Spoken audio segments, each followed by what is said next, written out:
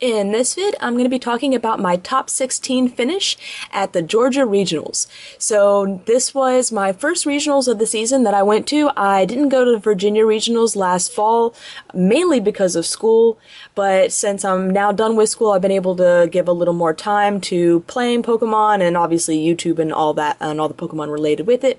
So we decided to go down to Georgia, which was, for me, it's around 5 hours or so, and see how things went. So top 16, it was my first top cut at a regionals. They did do a top 32, so I did get to go on to the second round of top cut. So not only was it my first regionals top cut, but it was also my just a really great finish. So this video is probably going to be pretty long because obviously it's a lot of rounds. We had a huge turnout of close to 200 people. I forget if it was like 170 or 190 something people.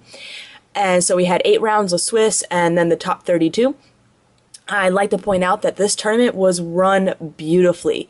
The round, in between rounds, there wasn't a lot of waiting. Things were done very efficiently, and I really had very few complaints as far as how this tournament went. The only complaint that I really had about this tournament was that you only had 60 minutes for top cut, which is 30, well, typically a Swiss game is 30 minutes. So if you say, 30 minutes for a Swiss game, top cut, which is best of 3 games, you should have 90 minutes. As the standard. However, because they didn't want the tournament running on for too long, even though they did have 2 days to spread the tournament out with, they did a top cut of only 60 minutes. I'm not saying that that extra half an hour might have made a difference as far as if I could go further, but that's really my only complaint, is that, we'll never know. That extra time is very crucial because I am not the fastest player in the world, and in my last match, my opponent wasn't the fastest player in the world either. So we were both, we're very methodical players, I guess. We really, in a difficult game, we really take our time to think things through. And unfortunately, when they cut a half an hour from the top cut matches, that can definitely hurt you. So I'm going to first start off by showing my deck list, because I'm sure that's what most people are interested in above anything else. And then I'm going to go on and start talking about my matches. So this is, I think, the same exact list that I ran at Maryland States. I don't remember if I made any changes to it. And honestly, I really didn't play test that much between Maryland States and regionals. I did some online testing, as you can see from the mass amount of online battle vids. But as far as in person, I was just, incredibly busy on some weekends and just with lots of different things going on. So I really didn't have that much in-person play testing. So that really makes me even more proud of my top 16 finish, because I was worried that that lack of in-person play would really have hurt me. So, like I said, let's go ahead and start off with the deck list. So I did a Zek Eels Smeargle variant again, like Maryland. Again, I'm pretty sure this is exactly the same, if not really, really close to my Maryland States deck. I do really like the Smeargle in the deck. I ran 3 Smeargle to ensure that I get a start with it. If I don't get a turn 1 start with it, at least there's enough to where I don't have to worry about really one being prized.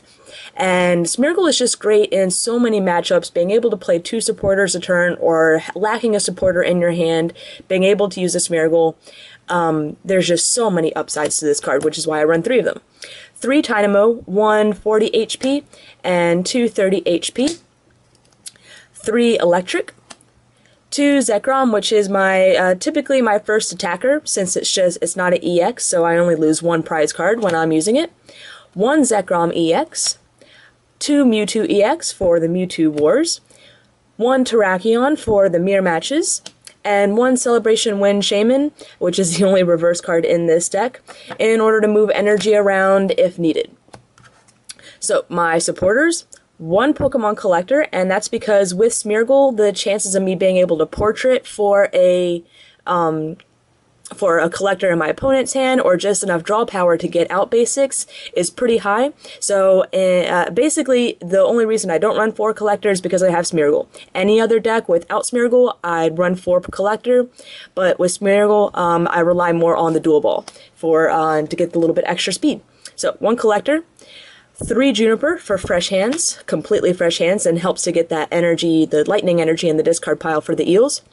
3 Professor Oak's New Theory.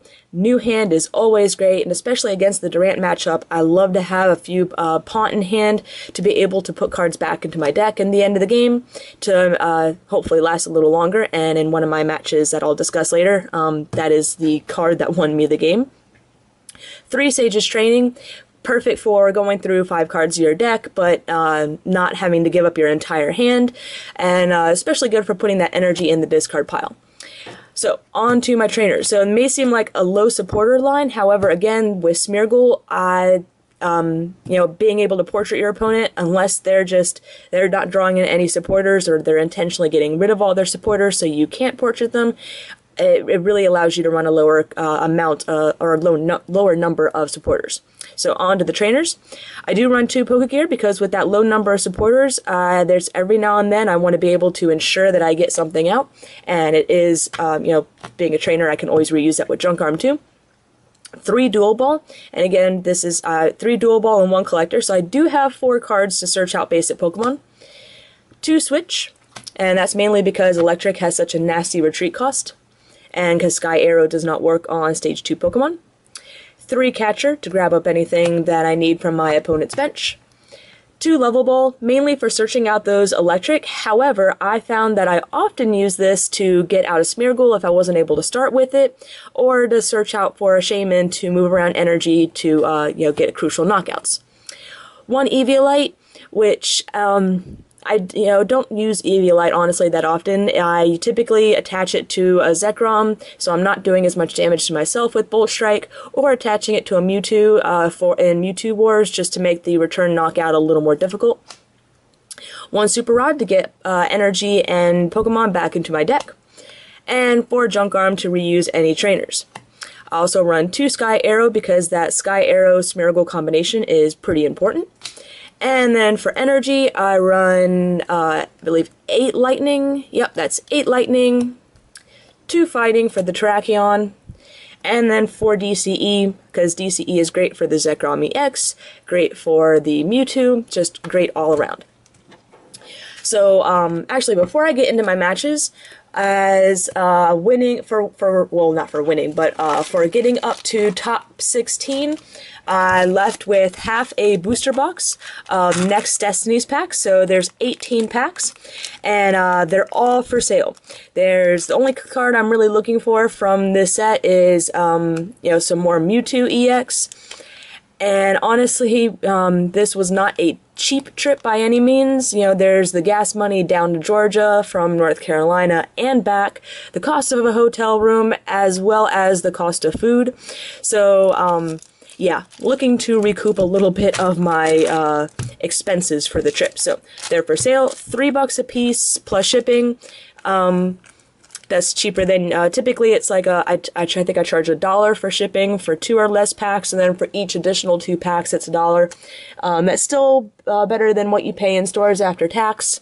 I don't know about card shops. I know my card shop charges pretty much the same amount as they do in at the local Walmarts and Targets, but again, don't know what your own card shops, but that's hopefully a pretty low price for people, and hopefully I'll get some takers on that. I do have other booster packs for sale, which you can check out more details on that on my trade and sale channel, Computer 3 NCSU.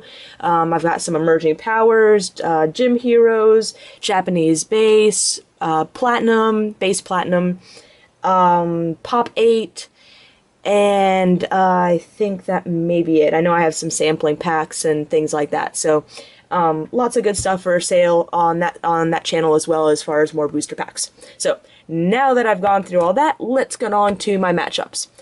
So my first game was against a Fire Chandelure deck. So when he flips over the Litwick, I'm thinking, alright, it's the Vileplume Chandelure match.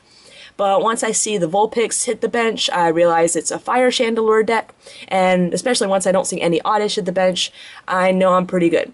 Unfortunately, though, I start with a Smeargle, and I think, I know I was able to get 1 Eel in play, and I think the only other Pokemon that I was able to get out on the bench was a Mewtwo EX. Unfortunately, the only supporter I played for the first 7 turns was a Professor Oak's New Theory that I used to get, it was actually not my own supporter, it was my opponent's supporter that I was able to get from a portrait. The rest of the game, he actually knocked out my Smeargle on turn 2 with the Fire Chandeler's second attack. He was able to get that Chandelure up on turn 2, and I had 2 energy, was able to knock it out, which unable to draw into any supporters for 7 turns, which was honestly just bad luck. I'm always worried about the first game after I've, sorted my deck out and, just have I shuffled it up enough? Is it really, evenly distributed? And obviously I did not shuffle enough and it was not evenly distributed. But I finally was able to draw into supporters. And honestly, the only thing that won me this game was the fact that he was running the Fire Chandelure, so he's spreading 30-30-30 per turn. That spread damage, while it builds up, gives me a lot more time to set up. So he played it very well, and it came down to the last prize, and I think it may have come down to time. So, again, it was just a really close deck, or a close game. However, had I not had a supporter drought, I have a feeling I would have just easily won, just because my Zekrom EX one-shots, actually, where's my Zekrom EX? My Zekrom EX one-shots Chandelure, and everything else, that Chandelure was really his only attacker. However, he did have a solid deck and did very well throughout the day. I kept up with him, kind of throughout the day, because whether you win or lose, you want your opponents to do really well through the rest of the tournament, because that will build up your resistance and ensure a top cut, ensure that you hit a top cut, especially if they have to do tiebreakers on resistance. So it sounds a little complicated for those of you that don't know about it, or don't play, but it's really not that complicated. So anyways, my second game was against a Durant player, and Durant player who ran no dual ball, no level ball, I think 4 collector and 4 Pokegear, and that's it.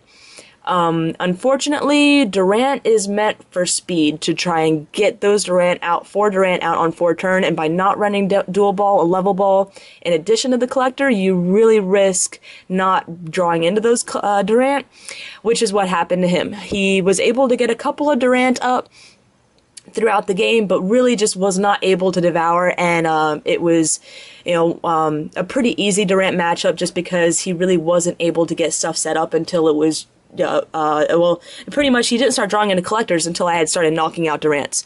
So I felt kind of bad that it really wasn't a good Durant game, but, he had a pretty, except for the decision of dropping the dual, or the ball engine, it was still a really solid deck, and again, I kept up with him, off and on throughout the tournament, and he did really well too. So, the good thing about the whole day overall at regionals was that I encountered a variety of decks, and all of my opponents did really well, which is why I was able to make it into top cut. So I didn't really have any games that I faced, really new players that just really didn't do well, or players that dropped early from the tournament, and that was really important for getting into top cut. So I'm feeling pretty good going into the third game with being 2-0, and then I see who my opponent is. Eric Nance, who, if you haven't heard of the Nance brothers, North Carolina players, which, first off, I was a little upset that I was having to play a North Carolina player. You don't drive all the way down to Georgia to play a Carolina player.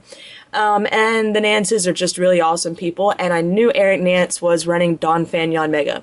Donphans are incredibly difficult for Ezekiel decks to take out, without just God starts and really bad luck on their part.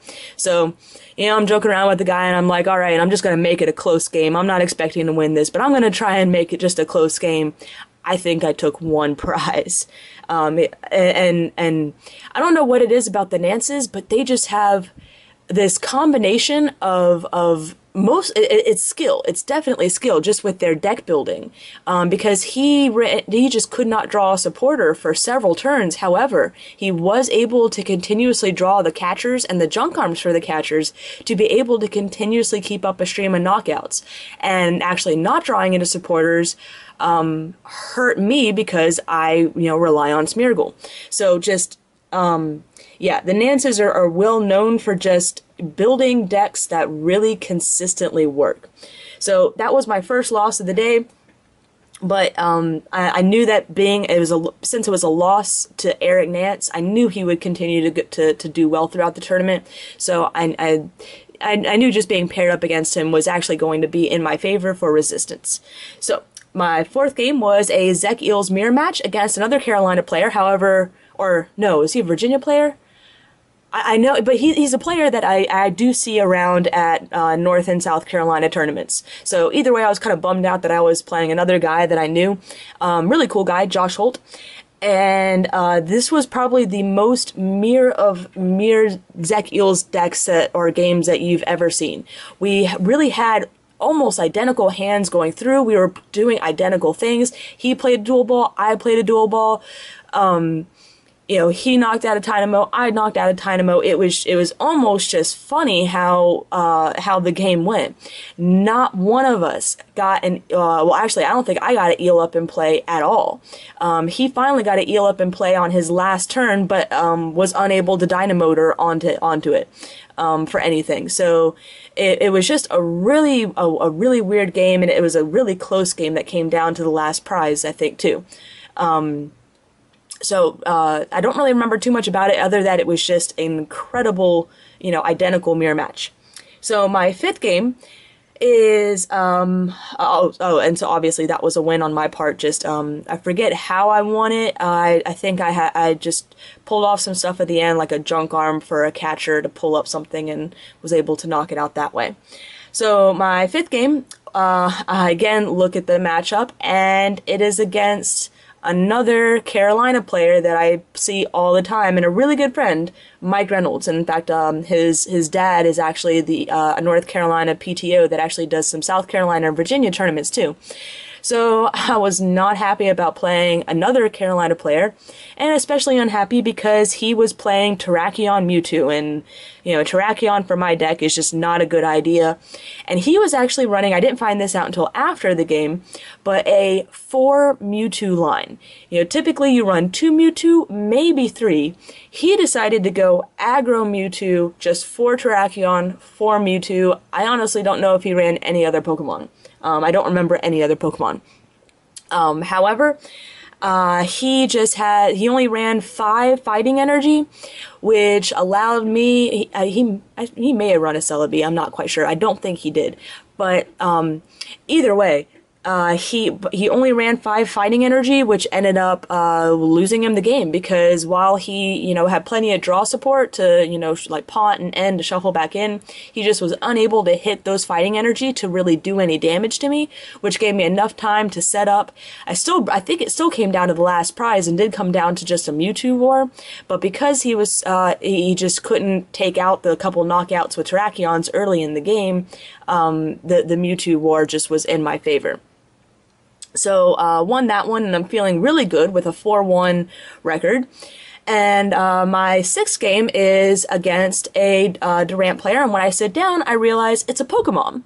And, typically you don't take Pokeparents really seriously, and I say that with all due respect, because I know just in my area, there's a few Pokedads. I can't think of an amazing Pokemon player off the top of my head, but I can think of a few good Pokedads that when I go up against them, I don't know whether it's definitely not a guaranteed win for me.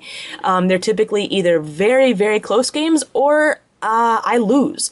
So it was just kind of like, well, sitting down and facing a Pokeparent, and then realizing that to be, facing against her, she was also had a 4-1 record. So you can't get that just on luck alone. So I definitely was a little intimidated, knowing that just she was doing really well. I was talking to her a little bit before the game too, and she actually has a child in juniors, seniors, masters, a kid judging, and then I forgot to ask her what state she does it for, but the whole family, she's a PTO or her husband's a PTO. I didn't ask which. But the family is involved in organizing tournaments too. So I just thought that was really cool, just how the whole family was into the game, and obviously played the game quite well, because and this person actually I faced again in Top Cut. So yeah. a Durant matchup. I got a Smeargle start, I believe. She had a Rotom start. Unfortunately, the only supporter she had in her hand was Twins, so I can't really portrait for her Twins when she doesn't take prizes. And every shuffle card I drew in, I could not get a basic attacker to save my life. I could not get a Zekrom at all. And so finally, on the 7th turn, when she finally was able to get her Rotom out of the active position and had the 4 Durant and starting to devour, I think I pawned or something like that, and finally hit a Mewtwo. And I'm like, well, I hate to use Mewtwo as an attacker against Durant because Durant is resistant to Psychic, but I have to start attacking, and I obviously cannot get into these Zekroms. I couldn't hit the dual balls, or if I was drawing the dual balls, I think I was flipping tails. I couldn't hit the Collector. I couldn't portrait for Collector. Just terrible luck. And yeah, she just pretty much swept me. I don't think it was even close. I know I was able to take 3, maybe 4 prizes before she decked me. And again, a combination of Lost Removers and Crushing Hammers on Mewtwo with that resistance, Special Metal, Eviolite just makes things very difficult. So that was my second loss of the day. We still had 2 more rounds though, so there was still hope of a top cut. All X2s would make it, and then a few X3s would. So I could still if I won the last 2 games, I was definitely in. If I lost the next 2, I was definitely out. And if I only lost 1, then I had an okay shot depending on how my opponents did throughout the day compared to everyone else. So my 7th game was a CMT deck against William Morris. William Morris is a Georgia player that I had never met before, but he is the coolest guy around, and I will explain why. William Morris is one of the reasons why I play Pokemon, because he is literally the spirit of the game. Just an amazingly good player, a good sport, and he's in it to have fun.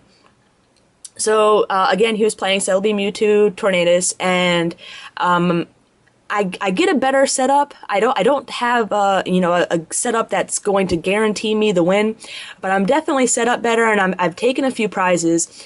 And here's where he could have taken the game on a technicality, and he didn't. So he Pokegears, and he Pokegears for, and he hits an N. So he puts the N where the Pokegear is, and in the way he put it down, in the position he put it down, I thought he was playing it, not just showing me what he pulled. He starts to shuffle his deck in, not his deck in. He starts to shuffle his deck, and I thought he was shuffling his hand in, meaning that he was reinforcing my my thought that he was playing the N. So I go and I start shuffling my hand in. He gives me the look of terror, and the look of terror that is, I didn't say I was playing the N. A judge is actually standing right over us, just happened to be passing by. My hand is actually was not shuffled all the way into the deck. It was still partially sticking out, so it could have possibly been recovered. But the point is that he didn't play the end. He had just put it on the field to show me what he got with the Pokegear. And I started shuffling my hand in, which if he decided not to play the N, that would be a game state. It's like a game state change. And technically, I would get a game loss because essentially it's, like I said, irreparable game state. Yeah.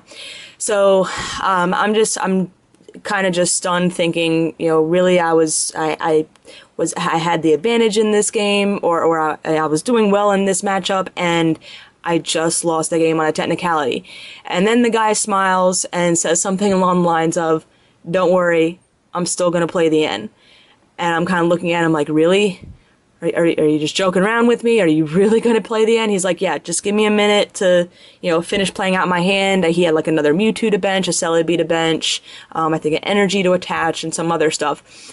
And then he played the N and allowed me to continue shuffling in. He kind of joked about it, and he made some comments about how I just looked completely horrified and terrified. And he also made the comment about how if he was going to win the game, he didn't want it to be on a technicality. He, wanted it to be like a legit win. And for that, I just have to respect him. Because that was a huge misplay on my part. And he could have taken advantage of it and just said, well, you screwed up. I'm gonna take advantage of that, and game loss. So I was just, I complimented him so many times just on how amazing he was, and he was like, "Oh, well, don't worry about it. Just don't let it happen again." I was like, "I am never gonna forget your name." He actually just friended me on Facebook when I came home from work this morning, so definitely accepted that friend request. And again, like I said, that's the reason. One of the reasons why I play the game is for players like that, who are just good, honest people. And he said something about, because I did have a Smeargle on the bench, so there was no way he could get that N out of my hand. And even if I threw my hand away, just said I have no hand, I could still retreat the Zekrom EX that I had active, promote the Smeargle, and portrait for the N. So I think the way he saw it is that even though I screwed up and I could lose the game on a technicality, technically, even without a hand, I could, on the next turn, retreat my Zekrom, promote my Smeargle, portrait for that N, and essentially restore the game state. So that's a little bit of a different situation, though. Typically, in the situation I was in, that could not be fixed. So, again, just William Morris, amazing Georgia player, and I just have a huge amount of respect for him. At the end of the tournament, because I did win the game, I was able to continue, just really was able to set up well, was able to target his Mewtwo's and knock him out, and I had a really good advantage in that matchup just on early setup, and so just I was so thankful that he was just so cool. And at the end, because he, thinking that third loss, that, might have just knocked him out of top cut. And then he kind of looked at me and looked at a friend of his, and he was like, well, there's only one more game left. I'm going to play it out and, help everyone's resistance. And again, that's just a player staying, wanting to drop from a tournament because you're not doing well, but staying in it, if for no other reason than to help out other people's resistance. You just got to respect that. And I've dropped from a few tournaments myself, pretty much just for work-related reasons. It's a Sunday tournament, so if I'm not doing well, I'm not going to hit top cut or anything like that. I drop from the tournament so I can get into work, and I'm definitely going to rethink that from now on. I think just to even if it's something simple as a battle roads, which is the only time I've ever dropped from tournaments, or just battle roads. But just to help out other people's resistance, even if I have work, I'll just be late or something like that. So anyways, I've kind of rambled on about that matchup just because it's not too often that you find players like that are still just, like that. So my last game, so right now I've only got 2 losses. If I win this last game, I'm guaranteed top cut. If I lose it, I have a really good shot because I've played excellent players all day, and the later in the day that you in the rounds that you lose your games, your only losses, typically that helps your resistance because that means you're playing or losing to better players. So my last match, we flip over our starting cards, and I see a Terrakion, and then I see another Terrakion, and then I see a Landorus. And this is actually the first time I've ever played against Terrakion Landorus.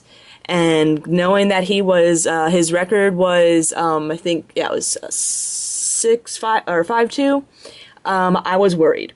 So, well, there's really not much to say. I did lose that game, but I was able to get it down to the last prize card, just based off of Mewtwo's. So I think I played the game really well. I should have asked him at the end, if he saw any major misplays that I made or anything like that. But he was a really, really cool guy. I did enjoy our game, and like I said, it was a good learning experience, and just, Sekiel's matchup versus just straight fighting is a very difficult match. So, I was just happy that I was able to get it to be such a close game. So, I lost that one. My record was 5-3, which means I don't have a guaranteed, I'm not a guaranteed into top cut, but I've got a good shot. I think there were 4 or 5 people that, with a 5-3 record, that were going to get in. And I'm thinking, I played good players all day long, so I've got a good shot. They post the standings, and I come in at 28th, which means I am in top 32. So I'm pretty excited, kind of hop around a little bit, doing a little happy dance thing, and So a little later, we start to get set up for top 32. We do play top 32 that day, and then top 16, and of course the rest of the matches will be played the next day. So if I lost in top 32, that meant I got to go home that night. If I won, that meant we were going to have to go search for a hotel room. So they post the pairings, and I see that I am paired against the same Durant player, the Pokemon, that I lost to earlier in the day. So I'm thinking, oh no, she already beat me once. There's a good chance she can beat me twice more. So we start setting up, and honestly, the first game was heavily in my favor. I think she had one Durant prized.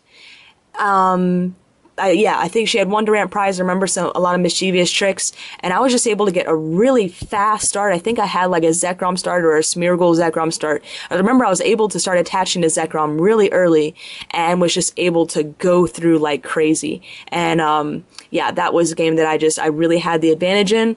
So we go on to turn 2, or game 2, and again, all the details kind of run together. But I do remember that it was just an extremely close game. So came down to the end. I had 2 more prizes left to take. I had a bunch of cards in my hand, but I think I only had like 2 cards left in the deck. So I used my last Professor Oak's New Theory to be able to put many of those cards back in my deck so that I can at least last what I thought would be 2 more turns.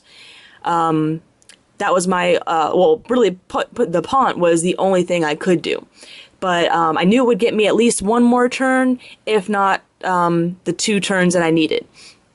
So I Pont in, I got enough cards in my hand, I take a prize, goes to her turn, she's able, I think, to recover the Durants,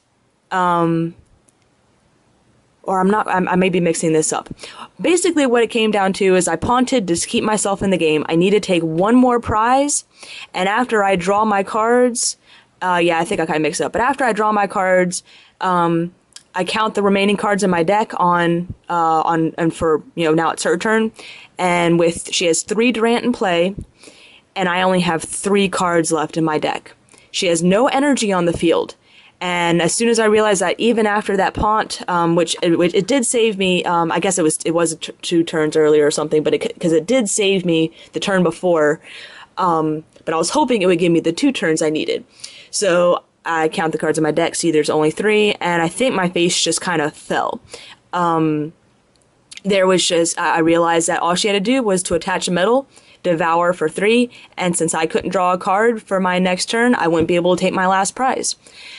Instead, she does not have the energy, so she catchers up an eel to hopefully stall for 1 more turn, attaches just a rescue energy because there's nothing else she can do, so she just attaches a rescue just to attach, and has to pass. And I just kind of give her a stunned look. I draw a card. I had just drawn a DCE off my prizes. I attached the DCE to the eel to retreat. I did have a lightning on the eel, so I really only needed 1 energy. But I attached the energy to retreat, brought up the Zekrom, and did a bolt strike for the game. So I won. I moved on from top 32, and my first 2 by winning my first 2 games in top 32. And the judge actually complimented me on that game because that second game, she kept on doing a great job of, I think she hit heads on every single crushing hammer. She used a lot of catchers to bring up eels and stall. And the judge said several times throughout the game, he thought I was done for, that there was no way that I could possibly come out of it. And somehow I was able to just, pull off some trickery, not trickery, but do something and stay in the game. So he sounded impressed, which I thought was kind of cool. My boyfriend and a couple guys that were watching the games said pretty much the same thing to me afterwards, that it looked like I was done for so many times throughout that match, and yet I just kept on hanging in there. So I was really proud of just the way I played that game. So that night we went and found a hotel, we got some dinner, went to bed early, got up early the next day after I overslept, so that was a nice fun rush in the morning, and made it to the back to the convention center the next day for top 16.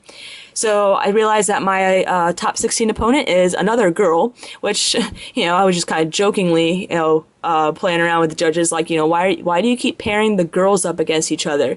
If you want a girl to win regionals, you can't have us just knocking each other out. And so just kind of laughing about that. My opponent was playing CMT, so Celebi, Mewtwo, Tornadus. And this is where, just like I said, my only complaint of the tournament was that we didn't have an hour and a half for the games, because we're both myself and her were just very methodical thinkers. So we got through the first game, came down to last prize. I would have had the game the next turn, but she was able to take it. I chose to go first, obviously, on the second game, but I started off with Terrakion. Luckily, I did have a level ball for a Smeargle and a switch in hand, so I was able to get some stuff going with that. That game went to time, and so, you get that 3 extra turns. And I was able to actually take my last prize on time. So while I legitimately won the second game, that meant that we had no time to start a third game, which meant it went to sudden death. So you shuffle up your deck, you put out one prize, and whoever is the first to take that prize wins it all. CMT is meant to take the first prize. So I was at a huge disadvantage. Because it is sudden death, we do get to still do the standard flipping of the coin. Flip the coin, I got to go first. So I had started a Smeargle, and she had started a Celebi. I'm able to, I think, dual ball. I grab a Mewtwo because that's my fastest attacker. If I can get, I attach a lightning energy to my Mewtwo. If I could get a DCE onto it next turn, I could take out the Celebi. There was just no way that I didn't run plus power, so there was no way I was going to be able to knock out that lone Celebi with anything on my first turn. So I had to do it in 2 turns. So I had a Sky Arrow, but I intentionally don't play it because I, want her to have to force the, extra energy attachment to retreat. And that will probably hurt her chances. And then I leave that Mewtwo with the lightning energy on the bench because if I promote it, even though it has more HP and is less likely to be knocked out, because it is a Mewtwo and it is against a Mewtwo deck, then, I'm looking at a lot more problems. I thought about going for a Zekrom, but I thought, the chance of me hitting a DCE in case I didn't hit the DCE and I had to, worry about something else, thinking back on it now, maybe I should have just gone for the Zekrom, but, I don't know, it's all in the past. I was, really, I was thinking more of if I only got a lightning energy the next turn and there was anything, if she had attached an energy to the Celebi just for retreating later on, I could have used that, just lots of things. So, I have to end my turn. I actually did have the knockout for on the next turn. I had the Sky Arrow in hand to retreat. I had a catcher in hand to bring up the Celebi if she was able to retreat it out of the way, and the DCE to Mewtwo to be able to knock it out that Celebi. However, she gets the donk on me. She dual balls and pulls out Regigigas, attaches a DCE, uses Celebi's Forest Breath to attach a grass, and uses a switch to bring the Regigigas up and do 80 to my Smeargle for the knockout and the game. So, again, it kind of sucked to lose in top 16 to a donk, sudden death donk, essentially, turn 1. But that is the game, and, maybe it would have gone differently if we had that extra 30 minutes. Maybe it wouldn't have. I can say that those 2 games that we did play out, though, were really close and really good. And on the next, in top 8, she faced off against a really good friend of mine from North Carolina, and I believe he won both the first 2 games. So, not really revenge or anything like that, but, North Carolina player was able to keep it from going. Although at the same time, I kind of hope that she would keep on going just for a girl to win regionals would be pretty cool. But, I have to kind of, at the same time, a girl that I don't know versus, a good friend of mine from my home state, gotta root for them instead. But I was still pretty happy with my top 16 finish. I don't know what I placed as far, yet as far as 9th or 16th.